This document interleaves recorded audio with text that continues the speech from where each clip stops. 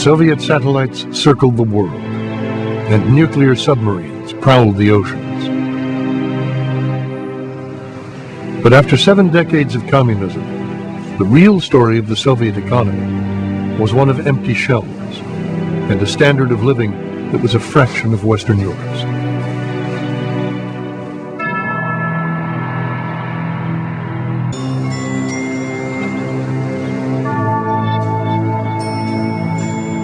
An independent-minded young economist, Grigory Yavlinsky, wrote a report on why workers in state mines were so unproductive. The people don't want to work. The people have no incentives. The economy inside which the people have no incentives have no future. So you can do 2 things. Take a gun and put this gun to his head like it was at the Stalin's time, or you have to give him incentives because he wants to improve the life of his family, and he can't.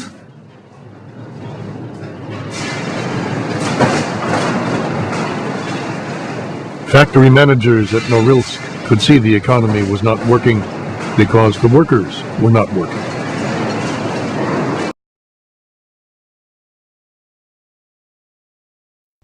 When you see around the globe the maldistribution of wealth, the desperate plight of millions of people in underdeveloped countries, when you see so few haves and so many have-nots, when you see the greed and the concentration of power within, did you ever have a moment of doubt about capitalism and whether greed's a good idea to run on? Well, first of all, tell me, is there some society you know that doesn't run on greed?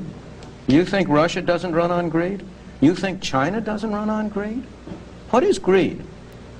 Of course, none of us are greedy. It's only the other fellow who's greedy. The world runs on individuals pursuing their separate interests. The great achievements of civilization have not come from government bureaus. Einstein didn't construct his theory under order from a bureaucrat. Henry Ford didn't revolutionize the automobile industry that way. In the only cases in which the masses have escaped from the kind of grinding poverty you're talking about, the only cases in recorded history are where they have had capitalism and largely free trade. If you want to know where the masses are worst off, it's exactly in the kinds of societies that depart from that.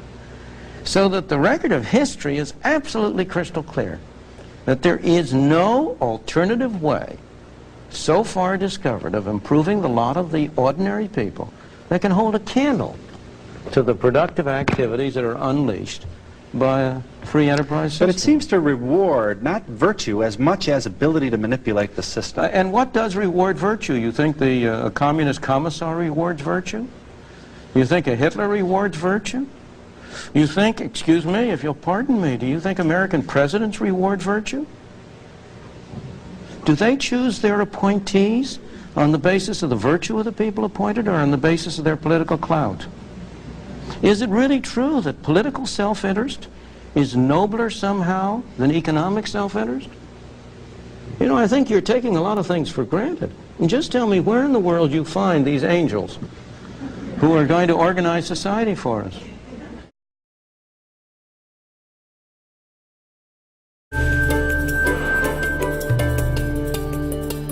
So imagine a world parliament.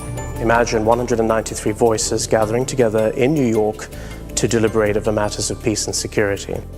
The United Nations was established in 1945 with the signatory of 50 countries for the express purpose of preventing the outbreak of war and averting a world war. The United Nations has many parts to it. It deals, for instance, with matters of economics and social policy. It deals with matters of human rights. It deals with matters of culture. But the most important parts of the UN are the Security Council, which has 5 permanent members who are responsible for controlling its policy. These are France, Britain, the United States, China, and Russia. The other body that is very important is where all the nations meet and come together, and that is the General Assembly. Both the General Assembly and the Security Council pass what are called resolutions to make policy for the world. The UN has been responsible for eradicating polio in Africa, for instance, of dealing with problems of debt or problems of other diseases spreading. The UN has been very important in making sure that human rights are observed. The most famous document is the United Nations Declaration of Human Rights, which has been ratified and kept by many countries.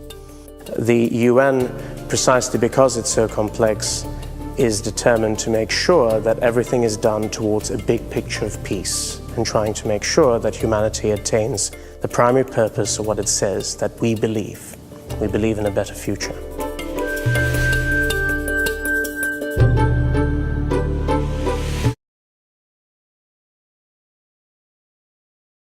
To never forget the most vulnerable, the most poor, the most oppressed, the forgotten billions in the world is not only a question of ethics and moral, but it's also a matter of enlightened self-interest to deal with that issue.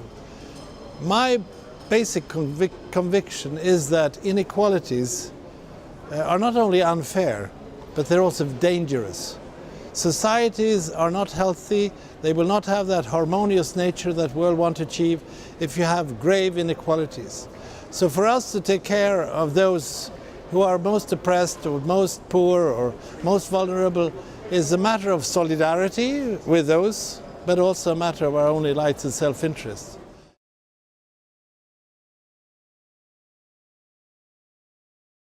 There's a lot of talk about the role of corporations in our economy, but no one takes the time to explain how they work and what that means for you and me. This series, Corporations 101, does just that. Today, we'll explain what a free trade agreement, or FTA, is and how it affects American workers and families. American businesses and workers have long thrived in the international economy. But in recent years, some countries have implemented national trade policies that unfairly favor their workers and companies at the expense of American workers and companies. This is where FTAs come in. An FTA helps create a more level playing field for American workers and businesses to succeed. These agreements create a more accountable and fair trading relationship between two or more countries. They promote fairness for all countries involved by reducing trade barriers, cutting tariffs, which are taxes on imported goods, and establishing a fair set of rules. FTAs also help prevent countries from using unfair trade practices to hurt American companies and workers. FTAs rebalance the rules governing America's trading relationship with other countries. They make other countries more accountable for their actions. The importance of enacting FTAs has increased as the world has grown more competitive in recent years. Yet there remains some confusion about the impact of trade and FTAs and whether expanded trade helps or hurts American workers and our economy. Here are the facts. The United States has some of the world's lowest tariffs and fewest trade barriers. Enacting FTAs with other countries is one of the most effective ways to get foreign countries to lower their tariffs and remove their unfair barriers for the products made by American workers and companies.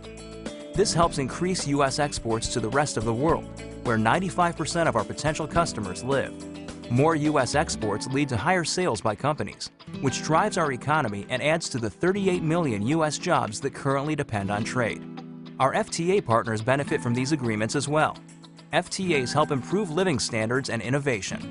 While FTAs may create questions, FTAs have a positive impact on U.S. job creation and economic growth, and on our everyday lives. Our nation currently has just 11 FTAs with 17 countries, but there are nearly 300 non-U.S. agreements in force across the globe. Many more are under negotiation without the United States. With about 200 nations in the world, the potential to make trade fairer for the United States, maintain our competitive edge, and further expand our economy through FTAs seems limitless. Trade is an opportunity to create more U.S. economic growth and jobs, if we do it right. Be sure to check back for future Corporations 101 episodes. Regulation Nation. Companies fed up with government regulations and high corporate taxes are shipping their operations and jobs to China. Joining us now, John Lee, Foreign Policy Fellow with the Sydney Center for Independent Studies. And John, that's the question here. Are too many regulations in this country pushing U.S. corporations to move jobs overseas? Is that happening? Yes, it is happening. You know, you mentioned corporate taxes. Yes, that's a big factor, but regulation is a huge factor. It costs a lot of money to comply with the regulations that you have in this country. Big companies can do it. It's a globalized world. They're very agile, and they will move to where it is cheaper to do business. And China, Asia in particular, in general, but China in particular, is really fighting hard to get American companies to move there to provide jobs for Chinese workers. And they're doing very well, and unfortunately, America's not doing so well. Well, let me give you some examples that we found of American companies either doing major investments overseas or simply moving jobs, opening up plants overseas. And I want to start with General Electric. Perfect example with GE. GE decided that they were going to move overseas. Their X-ray business moved overseas. Pfizer, another one, their antibacterial research unit, that moved overseas. PepsiCo just made a $2.5 billion investment in China. Eli Lilly, again, some research facilities being moved overseas. Is that trend, do you think, John, going to continue moving forward? It's going to continue, and there are some reasons why it will continue. Now, the American government, in many ways, the American government, there are events beyond the control of the American government. That is, the Chinese currency obviously makes it more competitive for these countries to move there. A lot of businesses or sales are moving to Asia, and that's certainly the case with GE and Pfizer. But when it comes to regulation, that is a huge issue. I've actually had conversations with senior executives from those two companies, GE and Pfizer. And the whole modus operandi of doing business in China compared to America is very different. In America, it's very much about these are the rules that you have to comply with. Either you comply with them or you can't operate in this country. In China, officials will sit down with you, officials with authority will sit down with you as a company executive and ask you what you need to set up the plant or whatever it is in the Chinese market. And they will do their best to accommodate. Now, that just shows me that China is hungrier for international companies than America is, and that's a huge problem when it comes to jobs. And Lizzie, look at the debt to ratio for GDP between, if you look at China's and you look at the United States. Yeah. I mean, there's a big disparity. There was a big, and the favor goes to the Chinese. That is an important debt point. to GDP. Well, it's an important point. And then Dragonomics said, well, wait a second, China's debt to GDP is still pretty bad. But their regulations, though, are looser. So some are criticizing China as like the People's Republic of Enron, because companies do face laxer rules and regulations over there. But I think companies are relocating there to be closer to their customers as well. In the course of these interviews, the analysts we spoke to talk about the U.S. dollar being the reserve currency of the world. Now, it's important to understand what this means. Because of this single fact, there is so much at stake when confidence in the dollar declines, not only for the U.S., but for the entire world, which keeps virtually all of its reserves in U.S. dollars. Now, as confidence continues to weaken internationally in the dollar, two very serious problems could occur. One, countries may be less and less willing to finance the U.S. debt paid back by dollars off the printing press. And two, countries holding dollars may return or repatriate a flood of dollars back to the U.S. Now, many economists feel this would contribute to a massive wave of inflation, the likes of which the world has never seen. It's ironic that what helped establish the dollar as the reserve currency of the world was the fact that it was backed in part by gold. You may be familiar with the saying, sound as the dollar, good as gold. It's important to realize that the dollar is the #1 form of money in the world. People all over the world hold dollars for one or another reason, for international trade, as a hedge against their own currencies, as just a store of value. There are all kinds of reasons that people have, and when they have need for something other than their own currency, most people turn to the dollar, as long as things are normal.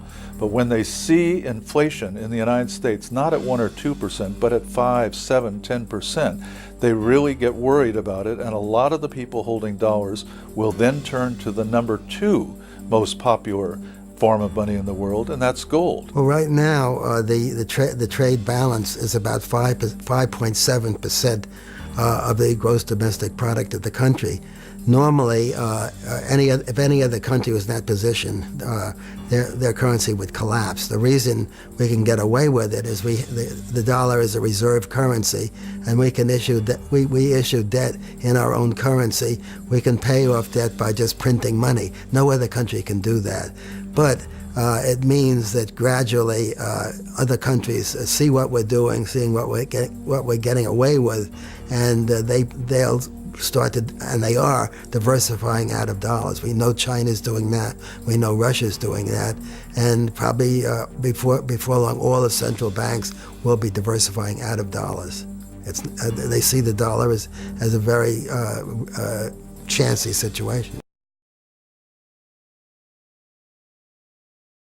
It's a corporation, of course, obviously, that has its facilities and other assets in at least one country other than its home country.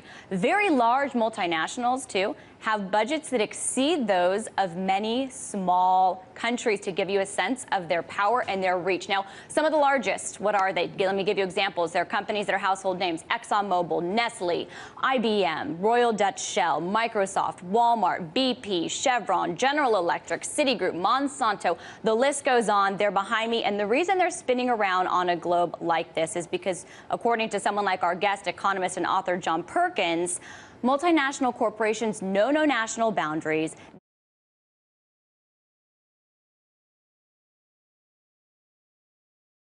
In the streets of Europe, it's been open warfare over welfare. With wealthy European nations edging closer to the brink of insolvency, governments are forced to cut lavish welfare benefits that Europeans still believe are their birthright. But some say the welfare state is dying, and a nation where it is certainly on life support is France. For decades, France has been running a welfare state it can't afford, and now an aging population has doomed it. So economists say it's only a matter of when and not if this system collapses. French economist Bertrand Lemenessier predicted the collapse of the French system 20 years ago. If the system is not reformed enough, he believes insolvency could happen suddenly and would stun the world. Nobody expects that France will collapse in 1 month. But we are at the edge of that, and we don't know the date. It will be something like overnight, that is, like in Greece. France hasn't had a balanced budget in 36 years. And each year, fewer and fewer workers are paying into a system with more and more retirees. When President Sarkozy sparked riots by adding 2 years to the retirement age, it only shrank the deficit spending. It didn't stop it. The welfare state hasn't just brought European governments to the brink of financial ruin, it has all but killed the entrepreneurial spirit by making citizens dependent on the state, and by making it expensive and risky to start a small business. In a 2005 poll, 75% of French young people said they want to work for the government, because a government job all but guarantees lifetime employment with a secure retirement. French academic and writer Guy Millière. The welfare state has created many vicious circles because it pushed people to rely on the government to receive money. People think that it's the government that creates jobs, that it's from the government that they can receive an income. They think that capitalism is bad, that free enterprise is bad. French economist Emmanuel Martin. That's the big problem with the French. They've been brainwashed by politicians with the idea that the welfare state is like Santa Claus, when in fact it's not. But the state feels like Santa Claus when so many of the French don't pay into the system. Half of the population in France does not pay the income tax. They don't pay the income tax. Why? Because of the progressive system. So half of France does not want any changes to the system. The French did elect Nicolas Sarkozy to reform the welfare system, but when the cutting began, a majority said they backed the strikers. France's business climate is so toxic that it makes a job a very precious commodity. Small businesses avoid hiring because in France, employees are almost impossible to fire, and they cost companies double the employee's actual salary because of the huge payments companies must make into the government welfare system. And this obviously produces what? This produces unemployment, especially when companies have to pay you twice, once for you and once for the welfare state. Since the end of the 1970s, France has been stuck in double-digit unemployment. The major economic sector has become the state. It's a similar situation all across the European Union. Today, the public sector now accounts for over half of the GDP in the EU. So why is America copying Europe? The Bureau of Labor Statistics says that in the last 10 years, America's private sector has lost 3 million jobs, while the public sector gained almost 2 million.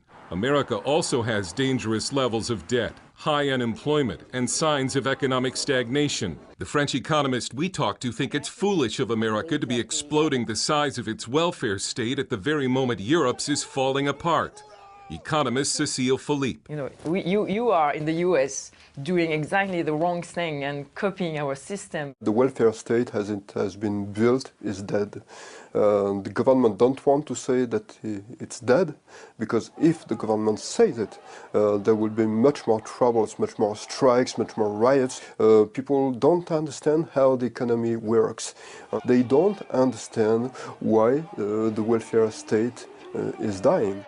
But the failure of the welfare state is giving Europeans and the world a painful lesson in economics. Dale Hurd, CBN News, Paris.